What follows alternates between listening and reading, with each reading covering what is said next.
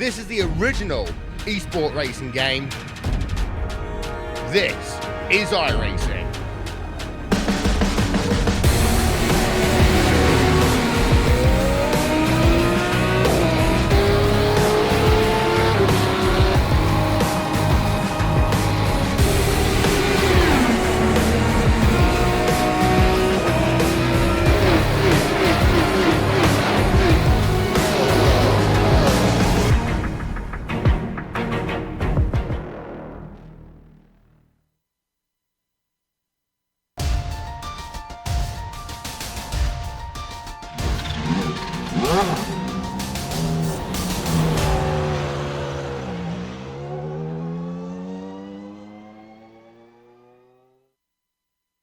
Both championships are currently a tussle for best of the rest, with the points leaders gaining a large gap on everyone else. But today, it's going to be hard to get away from anyone. Le Mans' long straights will offer a chance to keep in touch with anyone within reasonable distance. Is this the opportunity the underdogs needed to get back in the game? We'll find out soon as we get ready to watch Round 7 of the iRacing Kamel GT Series. And you'll see it all live here on the Global SimRacing channel and the iRacing Esports Network. Hi, I'm Joe Peak, and with me in the booth is Nick Schmeg. Behind the scenes is our director, the Dr. Amjad Yaman, and he's using cameras provided by Dougie Beard. Nick, draft tracks seem to be a theme today after we just finished the Monza Combined Oval Course with the Lotus 49 series. All I can say is, here we go again. Yeah, it definitely does look like that trend is going to continue here today. To call the layout of this track the Kamel GT series we're using today, the historic layout, is fitting to say the least. Sports cars first raced here 96 years ago, when the first 24 hours of Le Mans was run in 1923. And while they didn't use cars as technologically advanced as we'll see today from about half a century later, this is one of those tracks that really looks fitting when paired alongside the Audis and Nissans Nissans for today's race. The track here at Le Mans has two distinct parts to it: the road course section and, well, the backstretch. Many racetracks that we travel to are less than 3.7 miles. The straightaway itself here, originally built on public roads alone, is 3.7 miles. After that, though, there are some turns for these drivers to tackle today, as well as some windy chicanes and a little bit of elevation change as well. In fact, more than a few turns. There's 31 of them. That doesn't quite get up there with the Nordschleife, but many times people compare the need for endurance and consistency between that track in Germany and Le Mans, which spans 8.5 miles or about 13.5 kilometers. Today, the drivers are going to need to have a great deal of speed along with a great deal of finesse, and that combination, as well as staying out of trouble, will be the key for success. To take a better look at the historic layout of this historic venue, let me send you down to the track for the GSRC lap guide.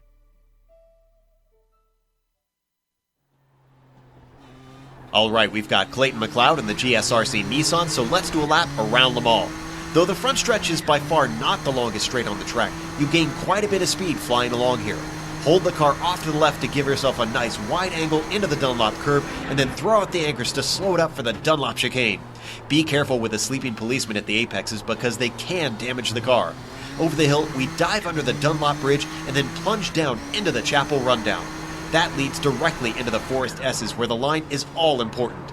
The hump at the exit will be particularly tricky with the immense power of the Nissan's turbo. Then there's Tertre de Rouge, which goes by lightning fast in this car. It's no less critical to your lap time because it takes you onto the long Mulsanne straight. With all the downforce on the Nissan, you can wait until astonishingly late to get on the binders.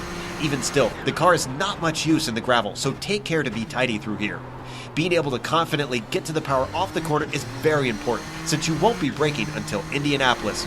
You'll need a big lift for the kink, hold the car off to the right, and then try to safely slow it down for this treacherous bend. Switch sides quickly because Arnage comes up fast. This is one of the slowest corners of the track and embarrassingly easy to loop the car in these lower gears. Smooth throttle application will be very important. Finally, there's the Porsche curves. They start with a scary fast entry, but be sure to hug the inside to set up for bridge. Be brave and keep your foot in it, just don't clout the big blue wall to the outside. Lift as you transition into karting and continue to bleed off speed as the corners get tighter.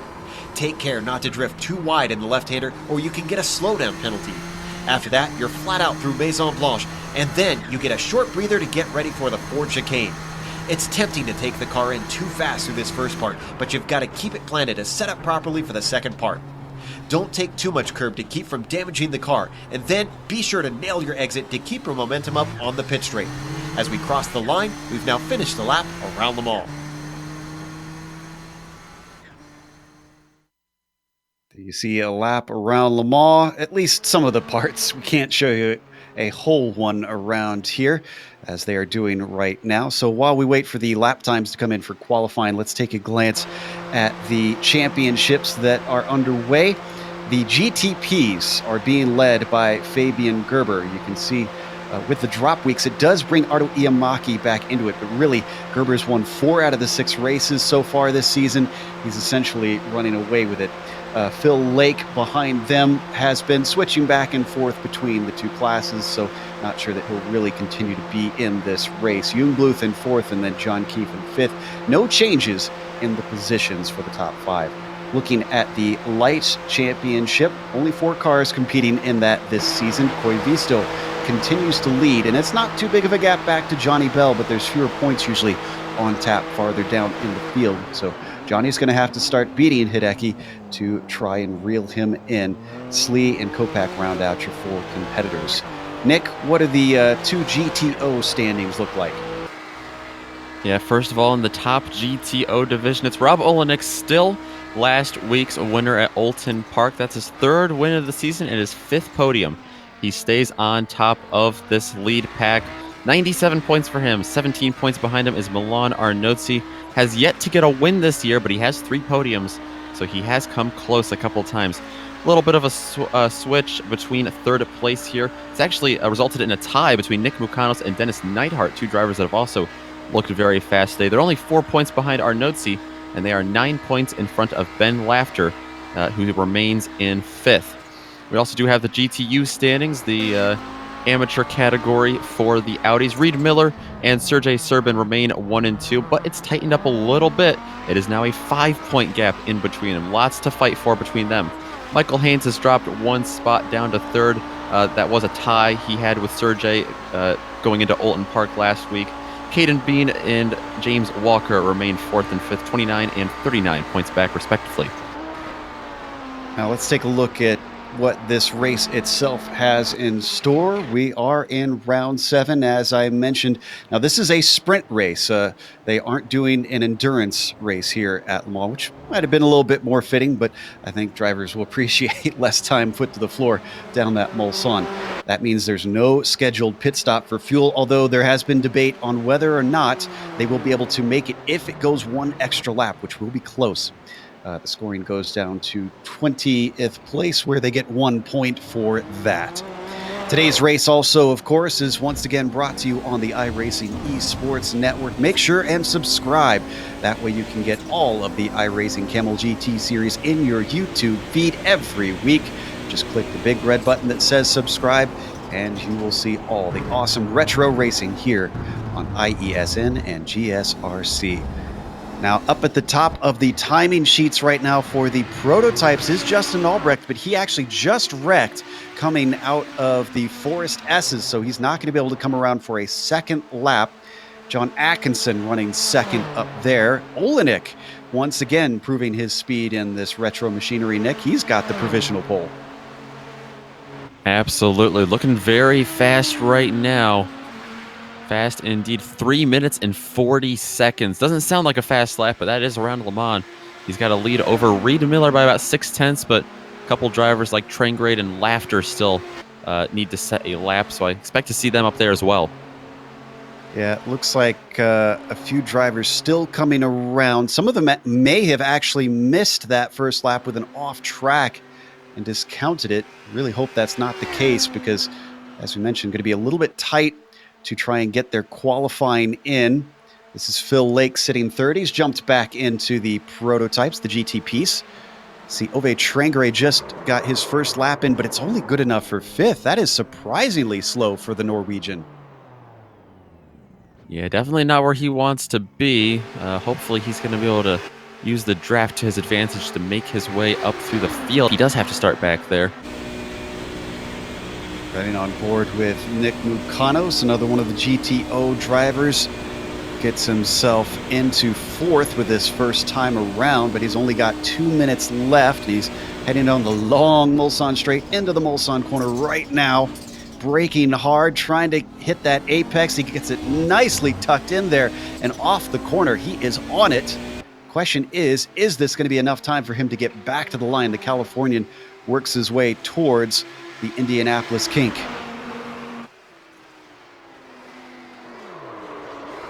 Ahead of these guys, the GTP drivers are still running in a lot closer to the finish. So we watch Steve Bycroft, currently sitting 5th in his time with a 3:19.3. It's about 2 seconds off the pole time, but he's only 12/100ths off of Emerton ahead of him. So if he can cross the line, there's a good chance if he can improve, he will jump up to the 2nd row. He's looking good through those set of turns there. Got to be real precise here. You don't want one turn to mess up your entire very long lap here. Through the forward chicane, back to the start-finish line. Stays off those big, tall curbs. These cars do not like them. Does his second lap count? Yes, it does, and it's faster, a 3:18.8. That is good enough for 3rd. He's on the inside of the 2nd row. Artelia is coming around. Newcomer sits in 6th. He'll have just enough time to cross the line. Let's see what he's got underneath him. Second lap going to be a 3:18.7. More than half a second improvement. That's actually faster than Bycroft. He now goes to 3rd. Here comes Mukanos crossing the line. And it is a faster lap for Nick. A 3:40.3 is only good enough for 3rd. Momentarily, actually, Reed Miller goes to the pole. Out of nowhere, 339.6 for Miller. Well, that brings us to the starting grid with qualifying over. Justin Albrecht is on the pole for the GTPs with John Atkinson starting in P2. Massimo Artiglia will be third with Steve Bycroft starting on the outside of row 2. Philip Lake will be fifth with Luis Emberton next to him in P6. Stephen Warkup will start 7th. Philip Weigert will be 8th. Martin Krejcik 9th. Hideki Koivisto rounds out the top 10. Then you've got Johnny Bell starting in 11th. Marc Jean Girard in 12th place. Don Peak joins us in 13th, and David Sanchez 14th. And we've got a number of cars that didn't get a lap in the GTPs that will be behind them. Radar Anderson, John Keefe, Mark Schmedling, and Stephen Provost. Nick? Over in the Audis, it's a smaller field than the Nissans today. Reed Miller, as you saw there, the GTU driver, jumping all the way up to the top of the board with Dennis Neidhart and Rob Olenek going to round out your starting podium. Nick Mukanos and Riley Thompson are going to fall in behind 4th and 5th. While 6th and 7th go to Ove Traingrade and Javier Lago. Aaron Cortez and Michael Haynes, the last 2 cars to set a qualifying time, while Ben Laughter, Juan Lopez, and Florian Neidl will be rounding out the Audis there for today's race. See them starting to line up now as they find the grid. It is a rolling start, but they just are going to work their way through the Porsche curves and then be on their way, so we don't have to wait for a full pace lap. Definitely a few of the Audis seem to have been caught out by the off tracks in that qualifying. As some of them have been saying their first flying lap, they had an off or they made a mistake and then didn't have enough time to get around for the second one. Taking off, they work their way now towards those Porsche curves, behind a Porsche appropriately. 40 minutes on tab today here at Le Mans in France. The only French track so far here on iRacing. There have been calls for a few others. No reports for some coming in, unless you consider Montreal an honorary French track, since that's over in the French portion of Canada.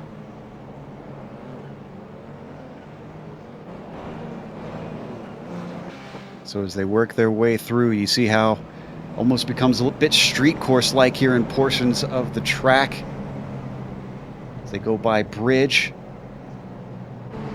Series of very fast corners.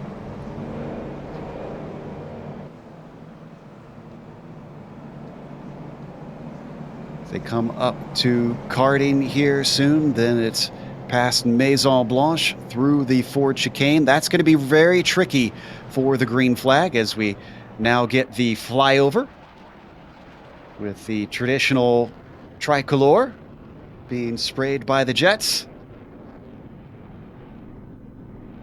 We've got a little bit of time, so we're not missing anything as we get a nice little air show here before the start of the race, just over the front stretch, the pit straight, where they always give us a nice show here in iRacing, all in beautiful formation. So pace car is now in. Justin Albrecht has control of the field, and already it looks like they're starting to get single file, so a bunch of the cars not interested in trying to go too wide through those chicanes. Green flag is out here at Le Mans. Justin Albrecht is off like a shot. Behind them, not much action as most drivers have thinned out. They come up to the Dunlop chicane for the first time. We're going to see any sort of attempt at passes. It is all pretty timid into here, so let's go back to the GTOs. Everyone that started in an even starting position got a good jump because Dennis Neidhart in second has gone to the lead. He passes Reed Miller. Nick Mukanos from fourth jumps Olenek for third. Lots of shuffling back there. Riley Thompson able to stay in fifth, but they also get single file back in the Audis. Well, it looks like Javier Lago had some sort of problem, but I'm not sure what exactly. He was slow on the course. We'll get back to him in a little bit. Already, our leaders are on the Mulsanne straight. Now, I know these GTO cars, Nick, are going to definitely have some draft trains, but what about the GTPs? Is there enough of a slipstream at these high speeds? I think we might see a couple slingshots back and forth between those GTPs and the Nissans. It's going to be very rapid drafting up there, as already you can see them bunch up a lot. Albrecht, though, has got himself a little bit of a gap to Atkinson behind, but Atkinson starting to reel him in. There you can see Emerton and the red and white machine challenged by Artelia. And then now they're getting boxed up behind. Bycroft and Lake have nowhere to go. We ride on board with in and around the lake. Coming up to Mulsanne Corner, they're going to have to get themselves settled out soon, or it might be a little tricky into this hard braking zone. Lake's going to brake sort of early, but Emerton certainly isn't. He's got the inside, pulls away, and it looks like Artelia going to lose out to Phil Lake, who slips himself into fourth. Back in the Audis, we have a pack race for the lead right now going down the Mulsanne straightaway. Almost 3 wide a couple of times. It is an absolute traffic jam. Rob Olenek able to overtake everyone out of nowhere. Riley Thompson as well able to close in on these guys. That's Neidhart on the outside that you see. Reed Miller to the inside in the Dirty Torque machine. He's got a little bit of a better run as they fly through Gulf up towards Indianapolis. He's got a tow from his teammate. He's going to look around the outside. This could get hairy into this fast kink. And it looks like Neidhart knows it. He backs out. They go single file. I believe we've had a problem with Artelia and actually a bunch of GTP cars. Get to that in just a second. Now working their way out of Indianapolis through Arnage on their way towards the Porsche curves. Reed Miller able to get back that Audi lead over Olenek. Neidhart trying to hold off Thompson for third behind him. And Ove Traingrade has fallen severely behind him. Neidhart trying to work the long way around into the Porsche curves. Thompson still holding side by side, not willing to give it up yet. They better get single file or they're going to lose a lot of time to the cars ahead. Finally, Thompson gives up the ghost as Neidhart solidifies P3. We've got problems with the GTPs. Krejcik has turned the wrong way on the front stretch. Trying to get turned around. He finds himself a gap. Looks like he ran into problems with Philip Weigert. We got the replay.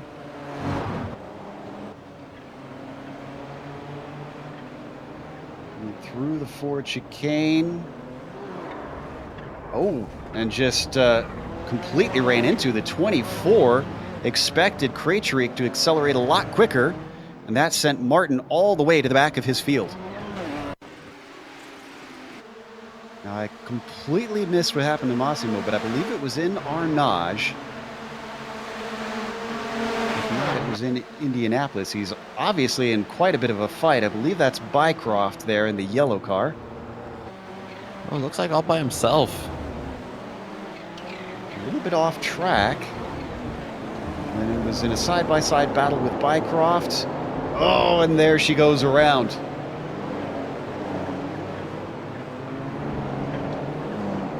Going back to our leader, Justin Albrecht finds himself well down in fourth.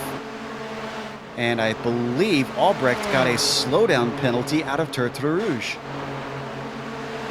So that gives the lead to Atkinson. Lake is chasing. Granted, Lake more, if anything, battling with Louis Emerton. You can see them side by side as they hit the corner at the end of the straight one more time. Lake is going to let Emerton through. Clearly, the slowdown penalty's a real bugbear today, Nick. Yeah, absolutely. Come into effect early. I'm guessing when the track is more clogged early, becoming an issue. And the leaders in the GTO were 3 wide. Unfortunately, we won't be able to show it for a moment, but I can just report to you that things are getting incredibly intense up at the front. There we have them. And it's Neidhart who comes out in the front, but look at this mess. Neidhart, though, way too late on the brakes. Miller tries to get through, but can't find it. Looks like Riley Thompson going to try and challenge him. Olenek is fallen back to fourth, and then that's Uwe Trangerade you see trailing all four of them. Thompson we're being gonna do it again. really aggressive. Look at him way outside there, almost just about in the grass. My goodness, this is not going to end well. Coming up to Indianapolis, too wide into there. Thompson going to have the inside into the left-hand portion of the corner. That's going to get him a good shot, but Miller's not giving up. He's still got a nose inside as they come to Arnage. Oh, they come together. Both of them manage to get the car going. Oh, but Riley Thompson hits the wall in his recovery. Neidhart noses into him. Everybody else manages to avoid it. They just about had that saved, too. That's a heartbreaking crash there, especially with Neidhart just nowhere to go. See them both foot to the floor trying to use that four-wheel drive to get it back forward. And poor Neidhart just was in the wrong place at the wrong time. A little bit of contact with Trangerade there as well. I don't think he picked up any damage from it, though. Very little, if any. So that means that Olenek's now your leader in the GTOs. Miller's second, and Trangerade is third. Neidhart, unfortunately, both Neidhart and Thompson had to take to the pits for repairs. Yeah, that could not have worked out better for the Dirty Torque guys who get away from that one. Now leading 1-2 in this race. Let's check back in on our GTP leader, John Atkinson, a 3-second gap to Luis Emerton. So Atkinson taking full advantage of Albrecht having that slowdown penalty and the battling going on for second behind him to start to scamper away. Yeah, they're side by side behind him. That is helping him. That's another Dirty Torque car looking for a podium. Phil Lake. He's got the inside up to the Mulsanne corner. He's going to be brave on the brakes, though. This little kink, this downforce on this car really pushes the limit of what you're brave enough to do. Emerton going to be the brave one this time, though. He gets ahead in the braking zone. They're being chased by Albrecht. He's starting to reel them back in. He could yet get in the fight, at least for a second place.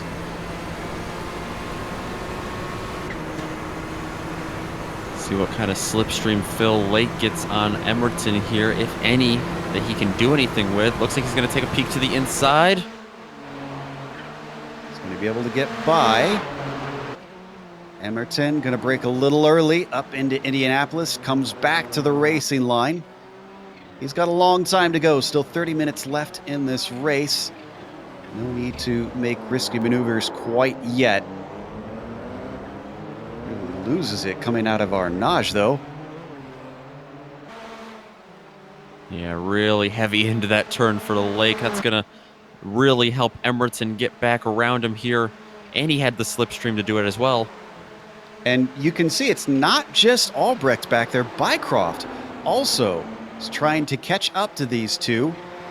And I'd say that Albrecht is just about there now.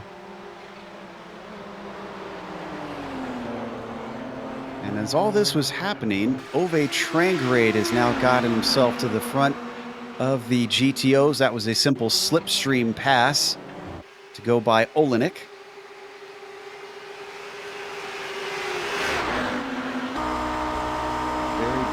Cars, very big wake opened up behind them. You can see how much speed he got just from the toe.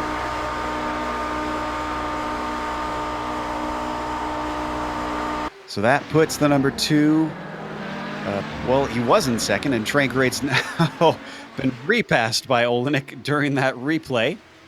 Going to see a lot of that today. Not too far behind him for fourth. There's a battle as well between Mukanos and Ben Laughter. They have found each other. These two coming up towards the Porsche curves.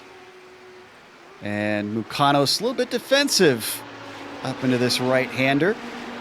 Laughter just follows back in line as they go through bridge.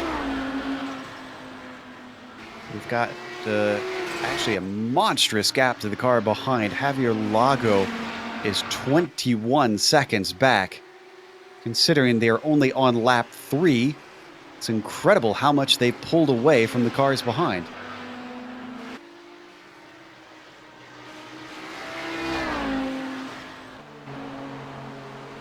Meanwhile, as we go back to the prototypes, Emerton and Lake have been joined by Albrecht. And in fact, now it is a Dirty Torque roadblock. And poor Emerton can't really find a way through. Yeah, he took a peek to the middle. I think he thought better of that. He's still looking, but he's going to stay behind for now. He's not interested in trying anything silly. We're going to come up to the braking here into Mulsanne, and that is where the door opens up. Emerton going right on by Phil Lake, but in all that battling, look at this. They're starting to lose touch with Albrecht. That battle was there when Albrecht approached them from behind, and now it's going to still continue as he streaks off into the distance. Yeah, you just mentioned how huge these gaps were in between the drivers, but that's how quickly one can open up. It's also how quickly one can shut down. Right behind him, Steve Bycroft continues to close in on him. If they keep battling like this, I think he's definitely going to catch him. Absolutely. Now, it makes me wonder if Albrecht has actually got better pace than Atkinson. It could reel him in for battle for the lead as well. It's about 4 seconds between first and second place.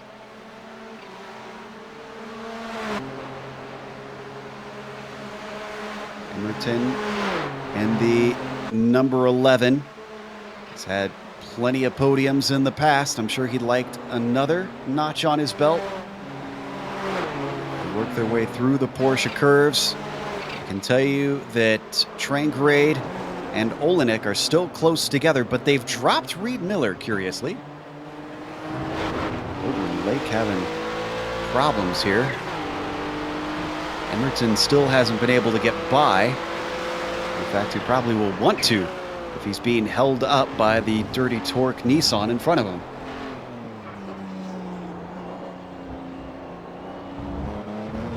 Absolutely. See if he can slingshot around him. Not quite down here, but once they hit the Mulsanne straightaway again. He's dropping back a little bit. It's not dire quite yet. Work their way through the Dunlop chicane. Bycroft definitely on the back of them now. The number 1 car currently sitting in P5, also eyeing these podium spots. Lead swaps around once more, and the GTOs, Trangrade ahead of Olenek. You could see, well, you can't see because there he is. I was going to say, you could see Reed Miller and how far he had fallen back. There, we're finally getting flashes of him in the background. Unless we get a lot of fighting between Trangrade and Olenek, or if Reed just has great pace, I think his chance to win may have slipped through his fingers. He's really lost touch. But he's got time still, 25 minutes. For something to happen. And as we ride on board with Olenek here, I can tell you that Bycroft has gotten by Emerton, but that's going to change back, and they're losing touch with Philip Lake ahead of them.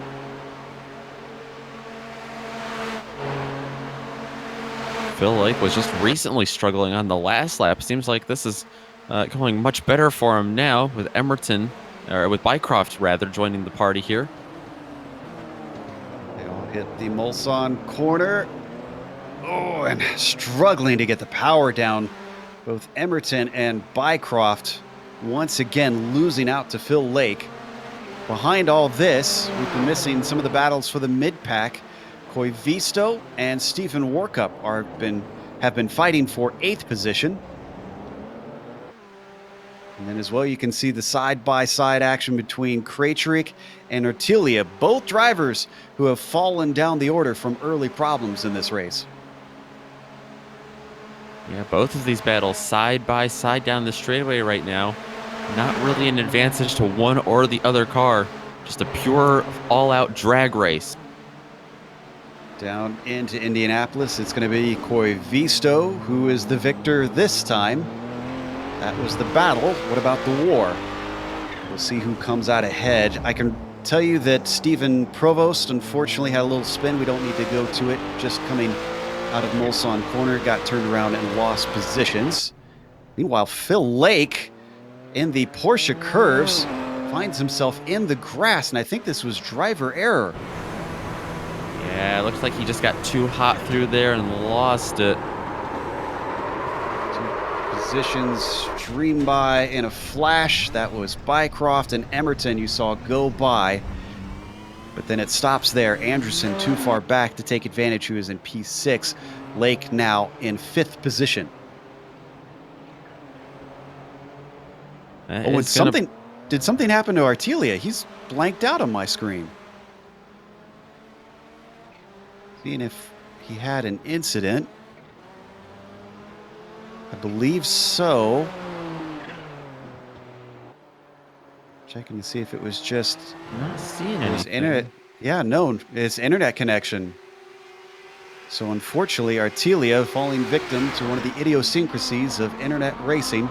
As we come back to this battle for the lead and the GTOs, Olenek, the car ahead that you see in the Dirty Torque Audi. Ove Trangerade giving chase, we ride on board with now. Oh, and more problems for War Cup we're hearing. Is this also in the Porsche curves? No, this is in the Dunlop chicane. It is, however, all by himself. It looks like he was trying to chase down Hideki Koivisto and may have just overdriven it. That turbo lag has caught many a Nissan driver out here on iRacing. The Canadian settles back into 11th after that 360. Did a good job keeping it off the wall, though. Came very close. Sometimes that's the important thing. Haven't had too many cars find the wall so far at this race, and we're already halfway through. Most problems seem to be running into one another or just simple self-spins.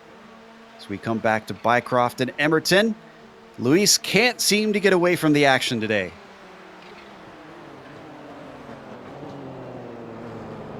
Out of Mulsanne corner, the 11 will come out on top this time.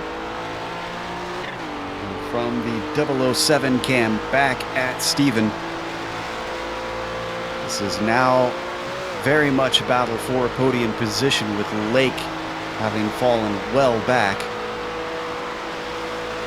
Come up to Indianapolis, and though Steve gets close, looks like he's not interested quite yet. I asked the question earlier, Nick, on whether or not Albrecht can run down Atkinson, and though oh, and more problems for War Cup again. This time he had Jean Girard as well involved. Were these two separate incidents? No, they were not. You're going to see contact into the Mulsanne corner.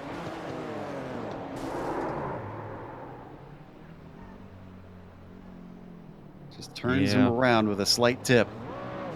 Just very slight contact between them. Enough to send them both around, and lots of time and ground lost for both of them, even though I don't think too much damage got picked up there by either of them. And speaking of damage, does Reed Miller have damage? Look at him just get swamped by Laughter. Oh, wow. And Mukanos. I can't imagine the draft between Laughter and Mukanos was that big.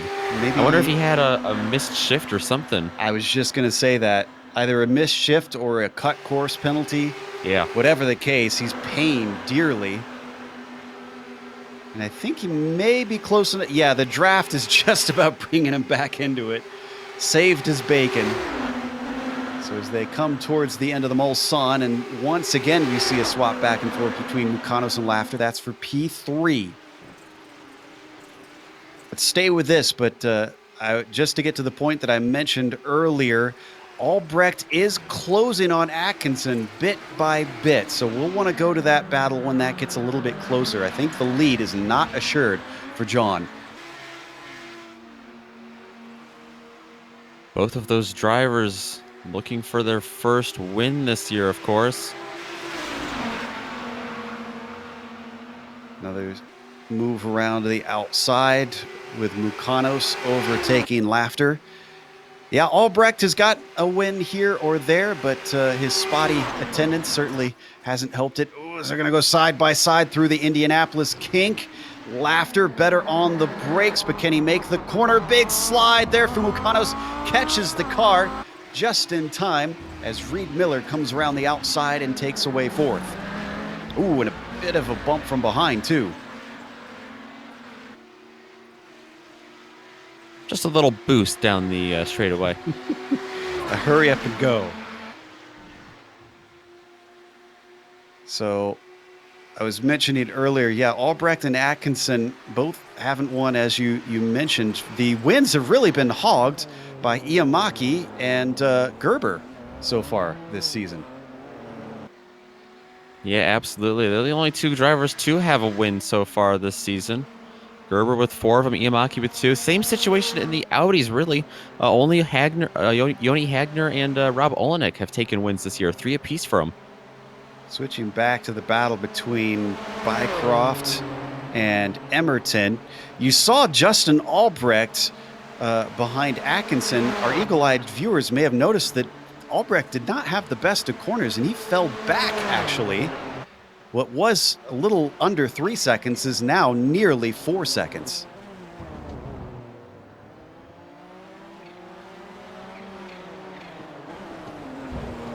Already down to 17 minutes left to go. Ooh, bad exit off of Arnage by Bycroft. Really dropped off the back of Emerton. Yeah, we've seen how the slipstream in the Nissans is not nearly as effective as the slipstream in the Audis just due to their high speeds. So you really don't want to make too many of those mistakes because it's not going to be nearly as easy to reel them in. And speaking of comparing the two classes, this is one of the few races where we haven't really had to talk about... Oh, we got a problem with Cortez. Yeah, just going by replay here. There. We haven't had to he talk made about... contact with Albrecht. Oh, and Albrecht got the wall hard. But we have missed in all that Albrecht has DNF'd. He's out of this race. Emerton gets promoted to second. Bycroft now to third. Wow. Of all tracks, I would not have expected multi-class racing to strike here at Le Mans. It was one of the tricky parts of the track, though. I was just mentioning that, too, that we haven't had to talk about it. Commentator's curse strikes yet again. John Atkinson dodges a bit of a bullet, but was getting very uncomfortable in terms of the gap between himself and second as he goes around Florian Nidell. Louis Emerton is now 8.5 seconds back from Atkinson, so much more comfortable gap for the number 10 car. And speaking of Emerton, we mentioned how Bycroft was falling off a little more. That gap seems to have opened up a little bit more even for Emerton over Bycroft. In fact, Phil Lake starting to close as well. We ride on board with Rob Olenek looking back at Trangarade. This is the battle for the lead in the GTOs, which is still incredibly close. They continue to drop Nick Mukanos, who is about 2.5 seconds behind them.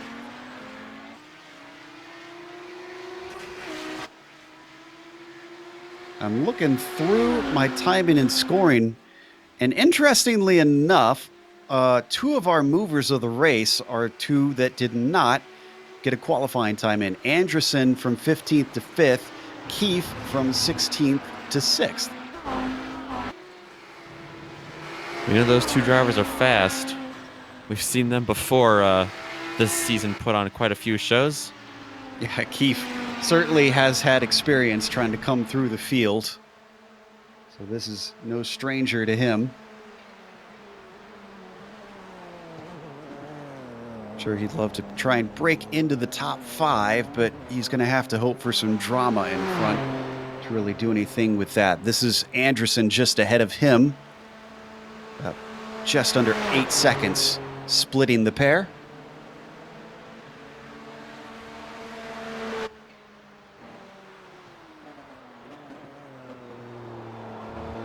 Now down to 13 minutes to go. And even better news for our leader in the GTPs, John Atkinson. Emerton does not seem to really have the pace to try and run him down. It has increased now to 10.5 seconds from the number 10 to the number 11 car. We're right on board with Bycroft, just behind Emerton.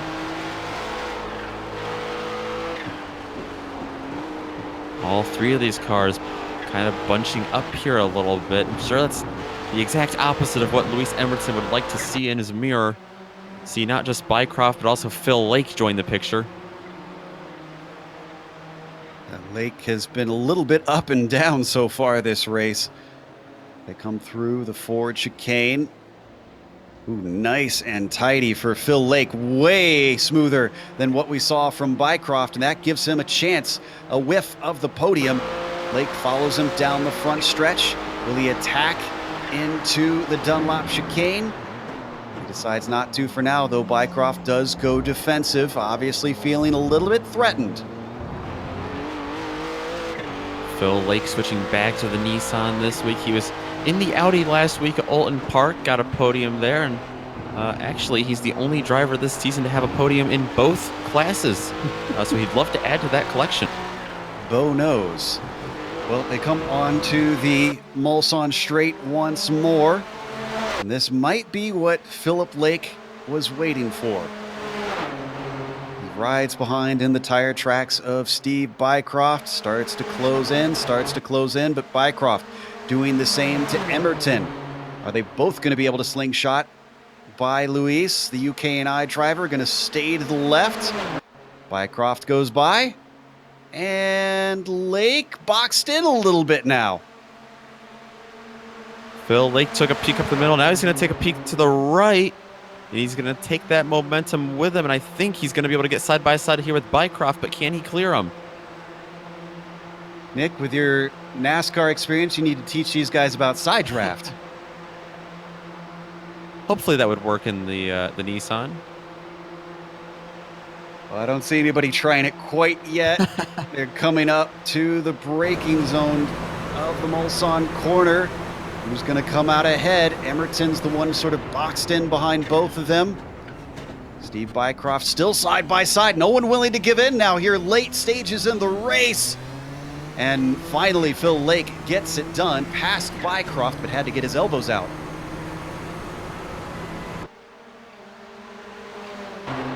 You mentioned taking the NASCAR technique of side drafting that they can use. Hopefully they don't use the bump draft, though. They're getting awfully close.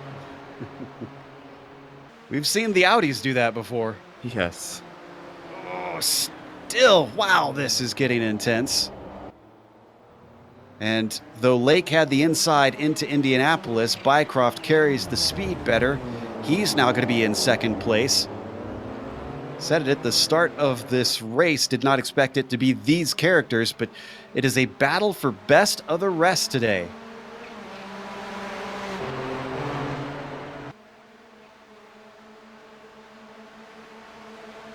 As they come up towards the Porsche curves, should be mostly single file, so we've got an opportunity to check back in on the GTO drivers and how their battle has been going. Olenek and Trangarade continue to pull away from Mukanos. It is now 13 seconds back to third. These two will probably come down to the final lap, possibly even the final corners, on who can come away with this one.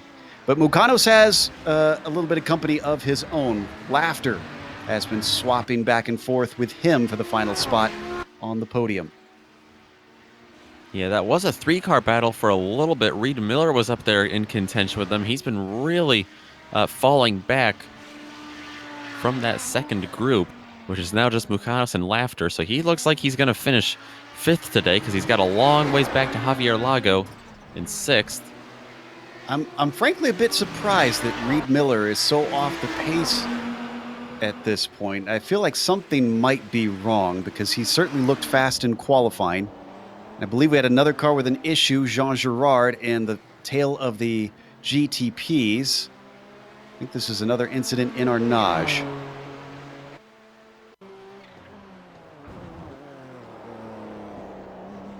I was watching Jean Girard earlier in the race. In the early stages, first couple laps, his car looked a little unsettled. And you would think by Mark's name that maybe he's running his home track, but he's actually hailing from Club West, of all places. Up in the prototypes, we can't get away from this fight. Phil Lake and Steve Bycroft now side by side, but they've dropped Luis Emerton. I wonder if he also got a slowdown penalty somewhere along the line. There you can see the red and white machine well far back from these two. Last time up to the Mulsanne corner, it was side by side into there. This time Phil Lake drops in into the slipstream. Now he gets a little dose of it. He comes back beside Bycroft. How's this one going to play out? Are they going to be as aggressive? Boy, Bycroft aggressive on the brakes at least. Yeah, Phil Lake, I think, actually went off the gas there for a little bit just to slot back in behind Bycroft to pick up a little bit of draft. Almost worked out for him. He got side by side with him again, but still, Bycroft continues to lead him. At 3 and some minutes a lap and 7.5 minutes left to go. I believe we're about 2 laps left. Bycroft stays ahead through Indianapolis, Lake trailing behind. Emerton continues to lose as what was 2 seconds is now 3 seconds between the 4 and the 11.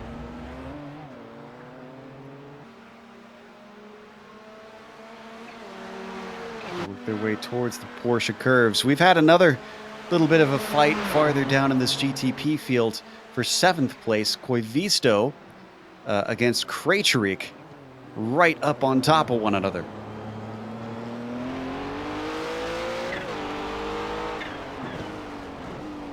We saw Koivisto battle just a few hours ago in the Lotus 49 race this morning at a draft track at Monza. Currently leading over Krejcik. In fact, Koivisto doing a fine job. Started this race in 10th. He runs in 7th. Krejcik's only gone up 1 position, having gridded in 9th. Not missing anything at the front for the moment. Krejcik not doing too bad, adapting from a car with nearly no downforce to a car that's got gobs of downforce. And do we have a problem with Anderson? Yeah, Radar Anderson finds himself spinning out of the Ford chicane. Did he have some help from the curbs?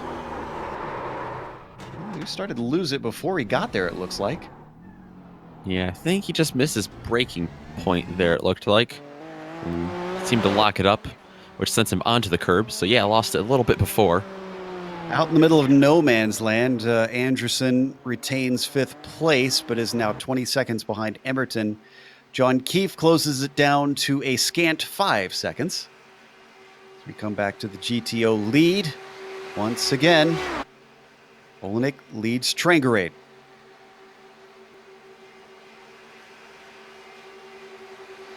Behind them, swapping back and forth is Mukanos and Laughter. Now, we've got Juan Lopez coming in for a stop. Did he have... Oh, wow, a number of drivers coming in, so maybe this track was a little too thirsty. Wow. That might be concerning for the leaders. Certainly could be. Especially those that are running by themselves if they don't have drafting partners. I did say that the drivers were somewhat concerned about if they could make it, but that was all talk about if they make 13 laps instead of 12. And they're coming up on lap 12 now. As the prototypes swap positions yet again on screen. Lake to the inside of Indianapolis. Easily gets through on Bycroft. And I think actually we are going to get 13 laps. Maybe that's why we're seeing people pit. You know, the driver that's going to concern the most, I think, is actually ahead of these guys battling for second. John Atkinson Jr., who's run practically this entire race by himself up there. It's going to be extremely tight. Yeah. They're doing about 3-minute 20 something for these laps. John Atkinson is just going to get 12 laps, it looks like, because they're just going under now. So it will be a 12-lap race. Hopefully that's good news for them.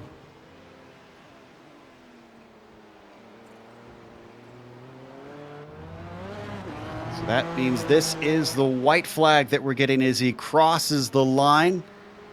Atkinson put it on the front row. And then after a slowdown penalty for Albrecht, has not looked back since.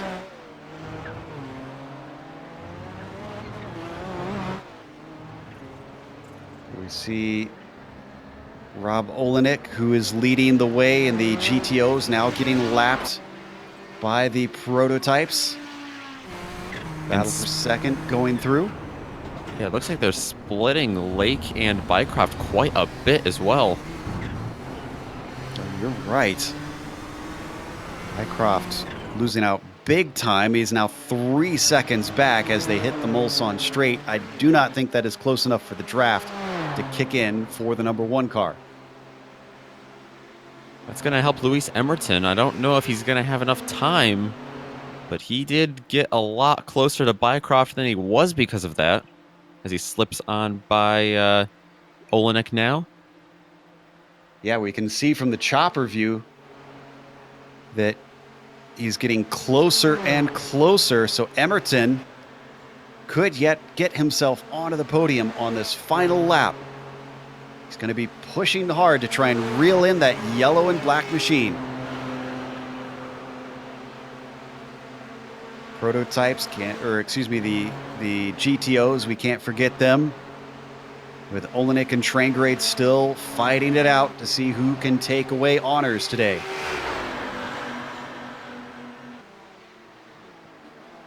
Traingrade still following. Is he going to wait till the last lap to make a slingshot move? And then how good is his defense going to be? Yeah, we're on the white flag lap right now, so clearly not interested here.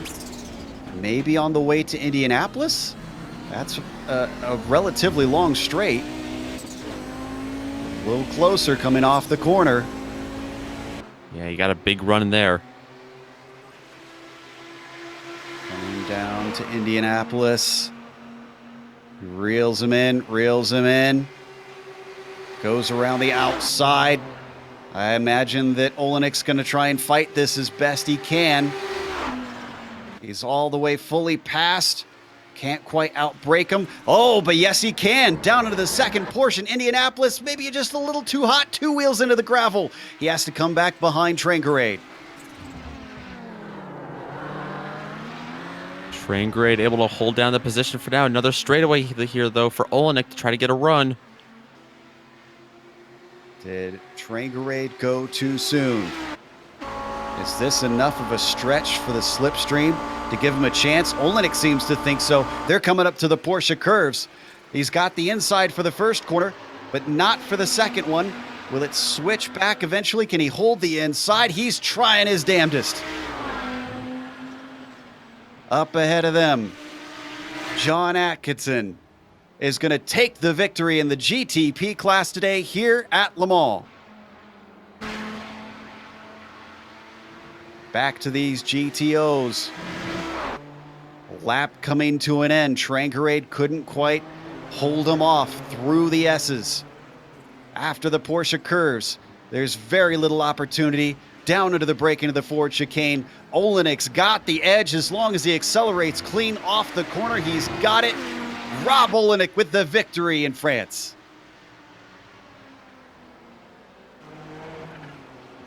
Down in the prototypes for 7th position. Krejcik and Koivisto have been fighting, but right now it is Krejcik ahead. And it looks like he's going to hold on to that as well. Koivisto just not able to get a big enough run out of there. I believe that's all of our close battles already done. Drivers at this point are just streaming across the line. So let's take a look at this battle and how he managed to get by. There's the first pass through Indianapolis where Trangrade finally gets in front. Rob tries to set him up. Gonna see Olenek just kind of dip down to the bottom here at the last second. Nothing Trangrade could have done at that point. Kind of a crossover move. Uses it just perfectly, gets alongside.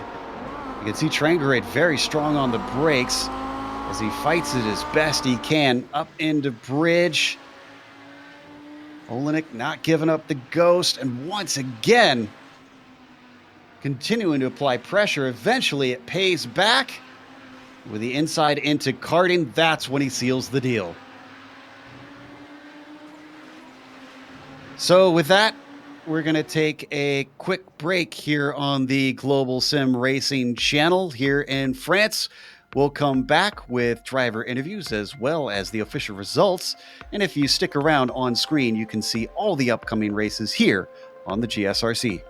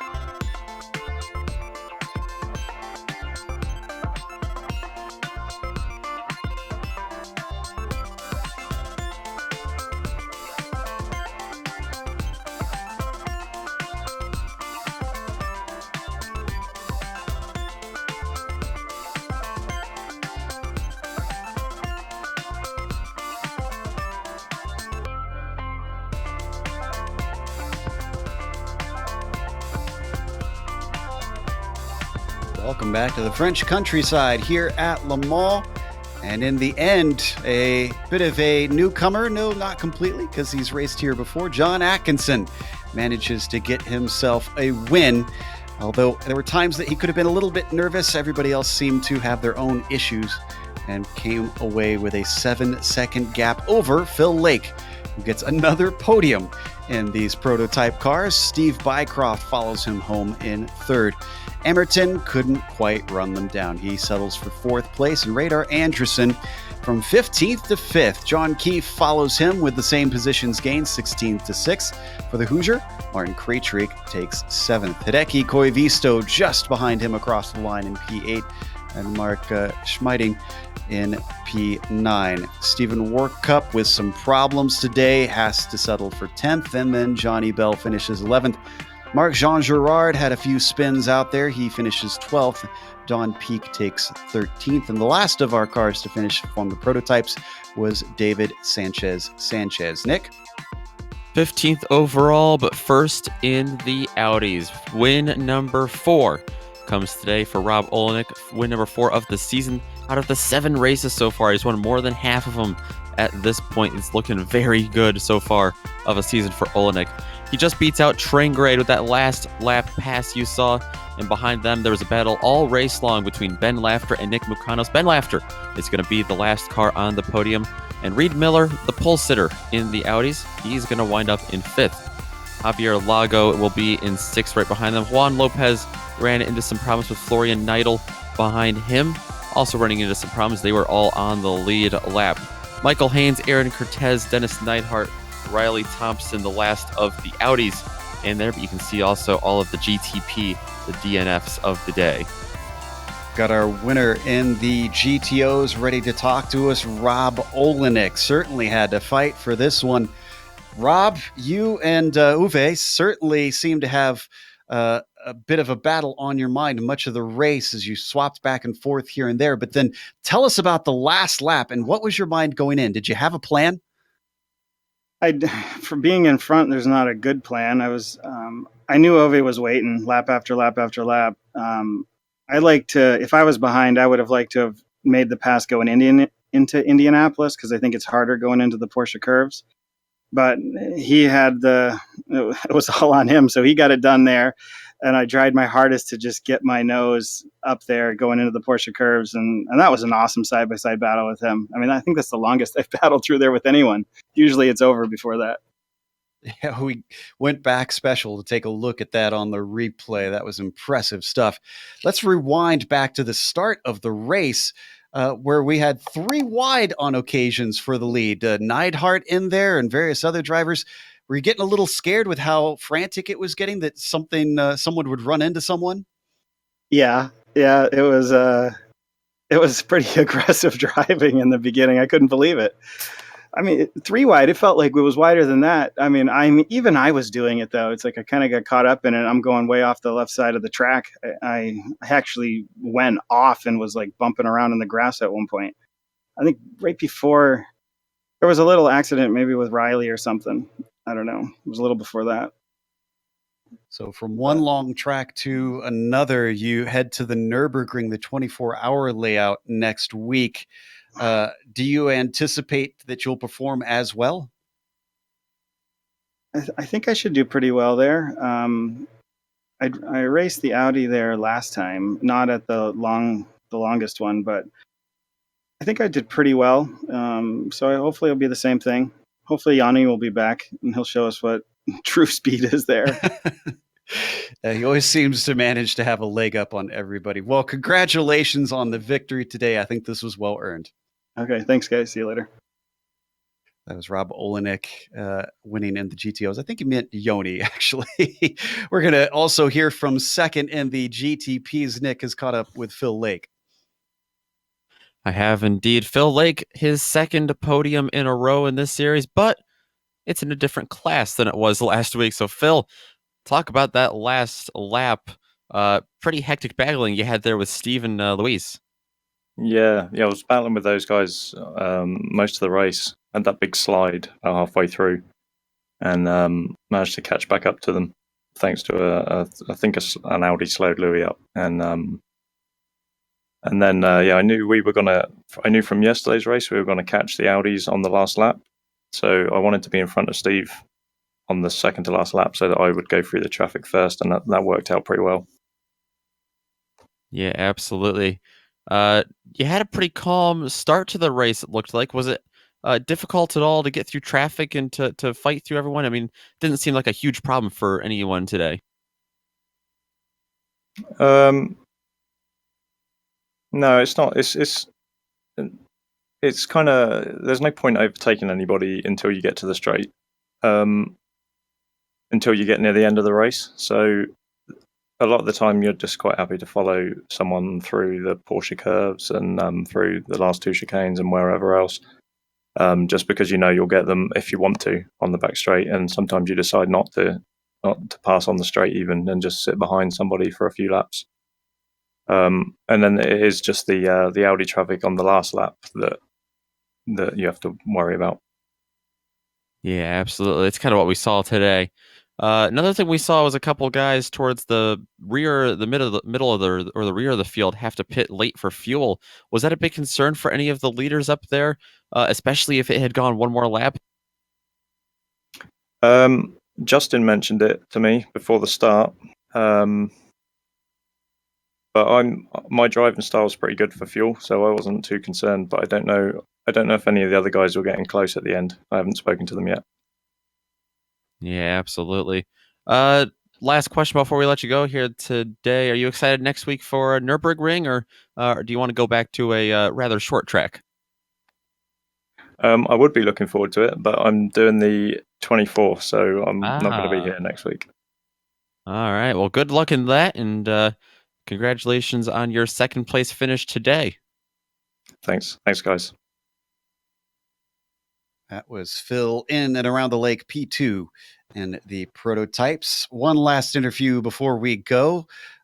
Fourth place in the GTO's Nick Mukan, or excuse me, fifth place in the.